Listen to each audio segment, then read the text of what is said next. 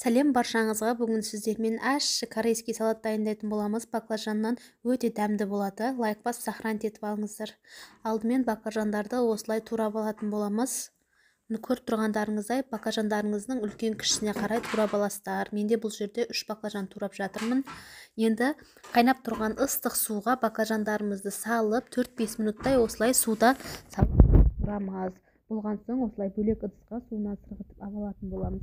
Енді ол баклажанның үстіне мұздай су құйып 4-5 минут тағы да суда ыстап, осылай судан сырғытып сығып алатын боламыз.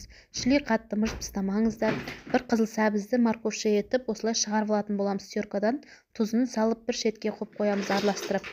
Қызып тұрған майда табаға бір пиязымызды осылай сарыла болғанша қуырып аламыз.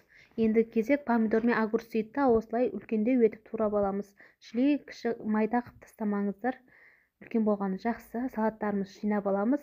Баклажанды, сәбіз салатымызды, пияз, помидор, огурцы и туралған зелень, майдалап туралған чеснок, тұз, қызыл бұрыш, қара бұрыш, майда кориандр, соя саламыз.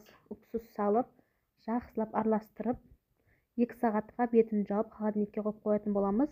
Ол кезде бізде әдемі дәмді болып тұздары бір-біріне сіңіп жақсы болып шығады. Өте ащы әрі дәмді болатын болады. Салатымыз дайын. Ас болсын.